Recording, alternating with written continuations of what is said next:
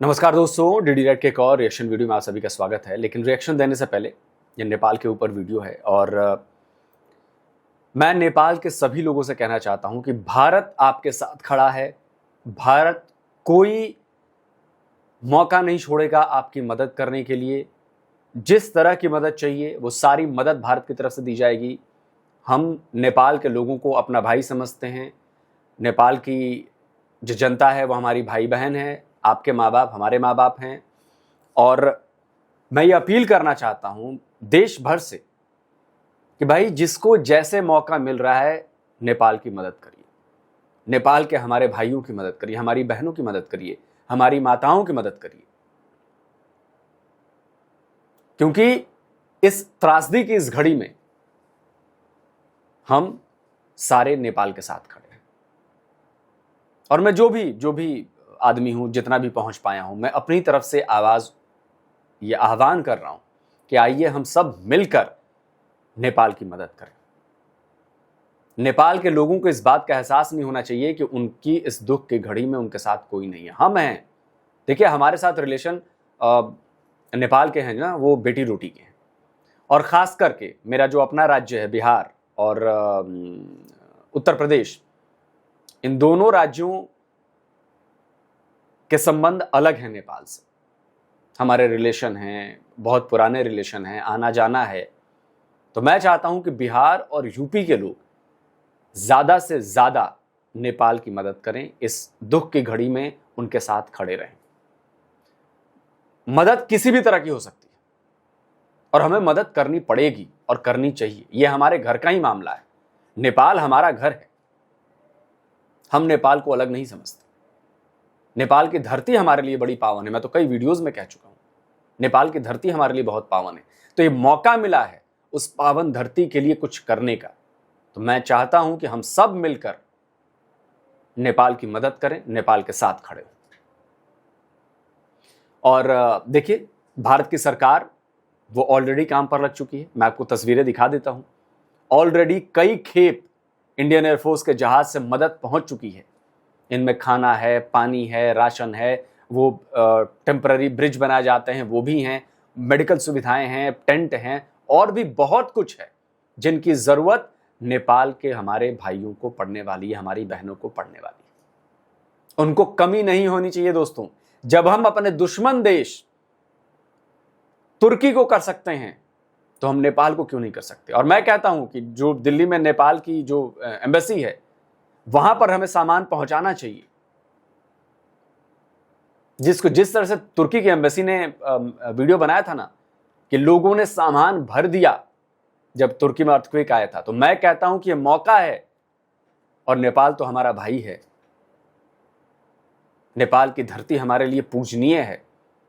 आज हम सबकी जिम्मेदारी है कि नेपाल की एम्बेसी में अगर उनके पास कोई मैसेज आता है या जिसको भी जैसे अगर कुछ पता चलता है, वहां जाकर रिलीफ मटेरियल दिया जाए।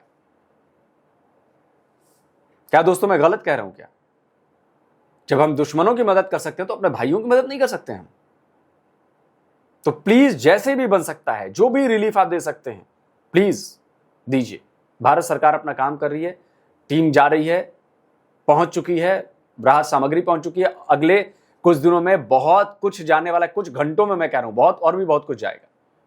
लेकिन as a people of India we must help Nepal. चलिए वीडियो देखते हैं।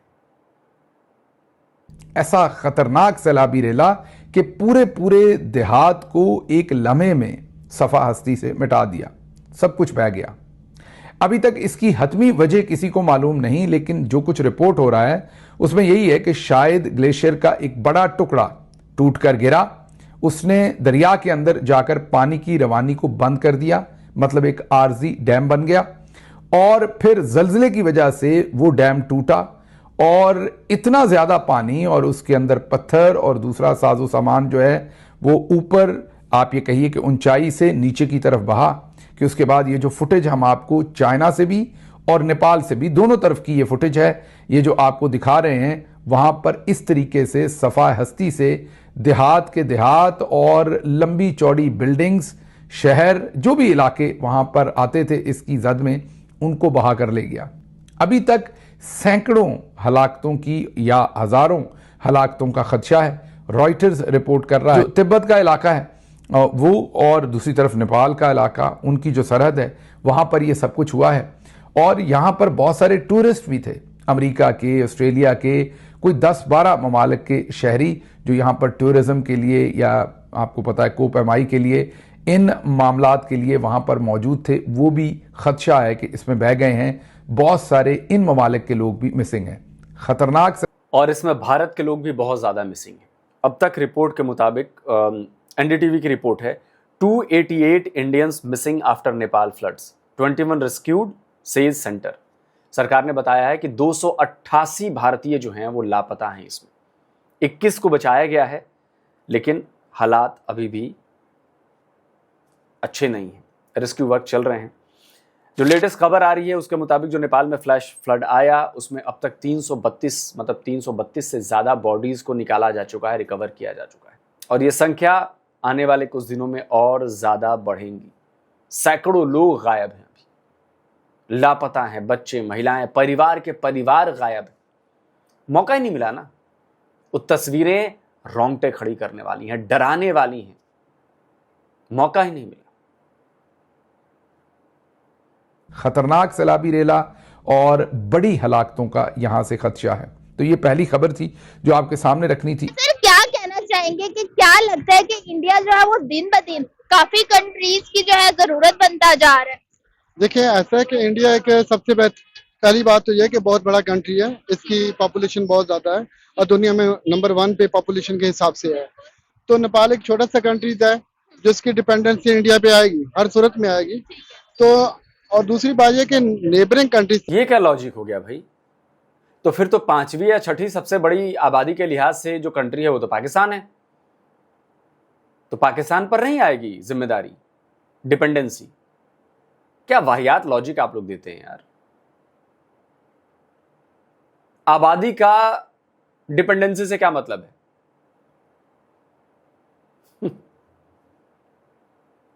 नेबरिंग कंट्रीज से रिलेशनशिप बिल्ड करने से इंडिया को और नेपाल को दोनों को फायदा होगा, ट्रेड बैलेंस बढ़ेगा, प्रॉस्पेरिटी आएगी।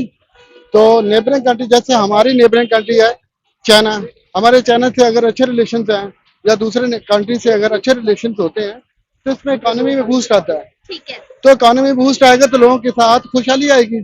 एक सिंपल सा फार्मूला है कि आप किसी भी नेबर के साथ, बड़ा सिंपल सा फॉर्मूला है। तो सर बता दो ना, आपके यहाँ कौन सी खुशहाली आ गई, आपके यहाँ कौन सी इकोनॉमी बढ़ गई चाइना की वजह से? कोई पाकिस्तानी मुझे बता दे कि चाइना की वजह से इकोनॉमी बढ़ गई हो। कोई एक पाकिस्तानी बता दो। और जो आप सीपेक करते रहते हो उसने तो और आपका लुटिया डुबोया है बेसिकली।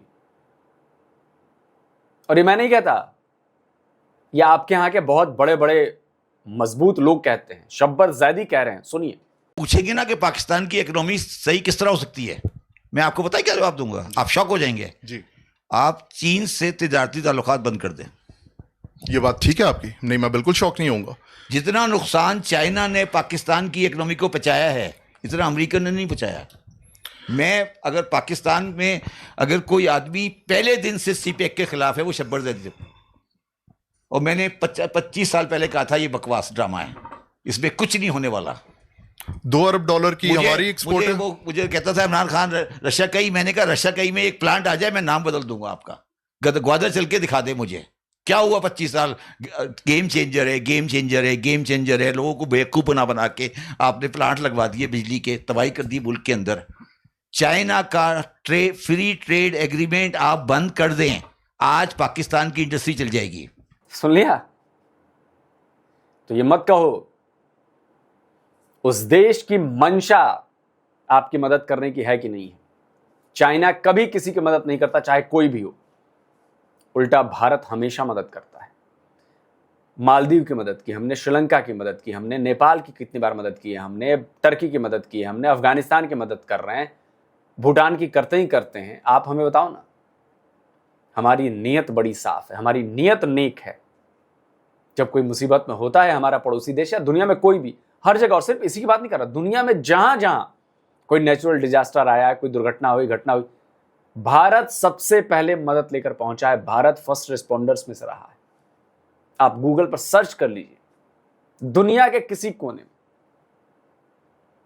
क्योंकि ये हमारी नीयत है। हम ऐसे ही हैं, हम लालची नहीं है आप लोगों की तरह। नेबर के साथ तनाव रख के या कोई ऐसी बीच में हर्डल रख के जिसमें हाँ और कोई ऐसी चीजें रोक कर आप अपने अपने आप को भी डिस्टर्ब करेंगे एज वेल एज के नेपाल को भी, यानी कि छोटे कंट्री को भी डिस्टर्ब करेंगे। तो बेहतर है कंट्री को आपस में रिलेशनशिप बिल्ड करने चाहिए और ताकि इकोनॉमिक प्रॉस्पेरिटी या डेवलपमेंट हो और बहुत सारी चीजों की एक दूसरे कंट्री के साथ डिपेंडेंसी है। अब दुनिया ग्लोबल विलेज है, जैसे आप ऑयल प्राइसेस है एक एग्जांपल है, एक जगह पे ऑयल प्राइसेस बढ़ती है तो पूरी दुनिया से इम्पैक्ट होती है। तो सेम ऐसा हमारा हम चाहे अगर किसी वजह से प्रॉब्लम में आता तो हम खुद पर प्रॉब्लम में आ जाएंगे ऑटोमेटिकली। तो एक सिंपल सा रूल है जो कि मैंने अभी आपको बताया। लेकिन एक सर इंसानियत के नाम की भी चीज होती है। इंडिया की तरफ से मतलब दूसरी कंट्री जितने मर्जी रिलेशन खराब करें, जब चाहे अगर बांग्लादेश की बात की जाए, उन्होंने भी रिलेशन खराब होने के बाद इंडिया से कोचेस वगैरह मांगी, इंडिया ने उन्हें दे दी। नेपाल ने जितनी मर्जी बुरी बातें की, चाइना की तरफ जाना चाहे इंडिया को छोड़ के, जब वापस आते हैं ये लोग तो इंडिया वेलकम करता है। हर कंट्री चाहता है कि उसके रिलेशनशिप इंटरनेशनल लेवल पे बड़े स्टेबल होने चाहिए ताकि उसे ट्रेड वॉल्यूम बढ़े, टेक्नोलॉजी आए, एजुकेशन प्रॉस्पेरिटी आए। तो एक सिंपल सा रूल है कि आप एक दूसरे आज ग्लोबल विलेज यहाँ पे ना जो चीजें वो ऑपोजिट हो रही है, क्योंकि नेपाल से जो चीज सस्ती नहीं मिलती वो जाके जो है दूसरी तरफ इंडिया से लोग जाके ले रहे होते हैं। पेट्रोल की बात की जाए वो इंडिया से ले रहे होते हैं। तो यहाँ पे नजर क्लियरली आ रहा है कि नेपाल को इंडिया की जरूरत है। नेपाल इंडिया से 60% ट्रेड करता है, इंडिया नेपाल से 1% करता है। अच्छा, ये कंट्री की डिपेंडेंसी पे होती है। अगर हम पाकिस्तान की एग्जांपल लें, अगर हम लार्ज स्केल पे कोई प्रोडक्टिविटी करते हैं, किसी चीज को प्रोडक्शन में लेके आते हैं, एग्जांपल कोई भी मसलन बाइक्स की हम बहुत ज्यादा प्रोडक्शन करते हैं, एक बात है, तो जारी बात है कि सस्ते बाइक बनेंगे। अगर हम इसकी प्रोडक्टिविटी प्रोडक्शन ना हो तो अगर आप जैसा आपने बताया कि नेपाल के अंदर प्रोडक्शन डिपेंडेंसी करता है इंडिया के ऊपर, हाँ, तो डिपेंडेंसी इसलिए कर रहा है कि नेपाल के अंदर अपने असल प्रोडक्शन वो स्ट्रक्चर नहीं है, इंफ्रास्ट्रक्चर नहीं है। तो नेपाल को चाहिए कि अपने इंफ्रास्ट्रक्चर को इम्प्रूव करें। बहुत सारे छोटे कंट्री ने, जो जापान की हमारे सामने एग्जांपल है, तो इम्प्रूवमेंट लेके आया। तो आज वो तो इसके बाद जारी बात है कि इंडिया की भी डिपेंडेंसी उसके ऊपर हो जाएगी। तो छोड़िए, इनको कुछ नहीं पता, इनको कुछ भी नहीं पता है, अंटे शंटे कुछ भी बके जा रहे हैं। खैर देखिए, डिपेंडेंसी तो बहुत की, जैसे आपकी डिपेंडेंसी 80% आपकी इंपोर्ट डिपेंडेंसी चाइना के ऊपर है। चाइना जिस दिन चाहे उस दिन आपको घुटनों पर ला दे, जिस दिन चाहे। आप घुटनों पे आएंगे क्या, घुटनों क्या लेट जाएंगे, उसका जो भी किया हुआ ना वो चाटेंगे, खाएंगे। और देखिए, आप लोग कुछ भी कर लीजिए, नेपाल देखिए हमेशा दो भाइयों में भी आपस में गड़बड़ी हो जाती है, उनके विचार एक जैसे नहीं होते। नेपाल और भारत दो भाइयों की तरह हैं। हो सकता है कई विचार हमारे नहीं मिलते हैं, छोटी मोटी प्रॉब्लम है, लेकिन जब आप बड़ी पिक्चर देखेंगे ना तो नेपाल और भारत एक है। मैं फिर कहता हूं कि नेपाल की धरती हमारे लिए, समझ रहा ना, पूजनीय है। वो मिट्टी हमारे लिए बहुत मायने रखती है, वहां के पत्थर हमारे लिए बहुत मायने रखते हैं। शालिग्राम उधर से ही आते हैं, जिनकी हम पूजा करते हैं, नेपाल से आते हैं। रुद्राक्ष नेपाल से आते हैं, भारत में भी है। कहने का मेरा मतलब यह है कि नेपाल को देखने का जो हमारा नजरिया है, वो चाहे आप कितना भी भड़का लो, छोटी मोटी चीजें होती रहेंगी, लेकिन जब आप बड़े परिप्रेक्ष्य में बात होगी ना, तो कोई नेपाली ये नहीं कहेगा कि भारत वाले हमारे दुश्मन है, और कोई भारतीय ये नहीं कहेगा कि नेपाली हमारे दुश्मन है। कभी नहीं, कभी नहीं। लाखों नेपाली भारत की फौज में काम कर चुके हैं, शायद अभी भी कर रहे होंगे। थोड़ी बहुत गड़बड़ी हुई, फिर से वो ठीक हो जाएगी, डोंट वरी। सियासत अपनी जगह है, लेकिन जो आम लोगों का आपस में कनेक्शन है, जो आम लोग एक दूसरे के प्रति विचार रखते हैं कि नेपाली एक भारतीय के बारे में क्या सोचता है, एक भारतीय नेपाली के बारे में क्या सोचता है, मैं आपको क्लियरली बता रहा हूं, मैं एक भारतीय हूं और मैं नेपाली को अपने से अलग नहीं मानता। मैं उसको अपने जैसा मानता हूं, हम दोनों एक हैं। जो भी नेपाल से मुझे देख रहे हैं, जो भी नेपाल से मुझे लोग, या जो भी नेपाली भारत में रह रहे नेपाली भी मुझे देख रहे हैं, आप लोग क्या कहते हो कि क्या मैं ये बात गलत बोल रहा हूं? और आप लोग क्या सोचते हो, ये बॉट नहीं, पाकिस्तानी बॉट्स की बात नहीं कर रहा हूं, जो असल नेपाल के लोग हैं, मैं जानता हूं जो असल नेपाल के लोग हैं उनका और हमारा डीएनए एक ही है, याद रखिएगा, हम दोनों का डीएनए एक है, हमारे डीएनए में फर्क नहीं, मतभेद हो सकते हैं, मनभेद नहीं। अगर नेपाल को जरूरत पड़ेगी तो हम जाकर खड़े रहेंगे वहां पर, याद रखिए। दोस्तों आप क्या कहते हैं, कमेंट करिए और इस वीडियो को शेयर करिए। और मैं फिर से एक बार अपील करना चाहता हूं, नेपाल की आप जिस तरीके से जितनी मुमकिन मदद हो, हर मुमकिन मदद, हर तरीके से मदद करिए। जल्दी मिलता हूं एक और नए वीडियो के साथ। नमस्कार, जय हिंद।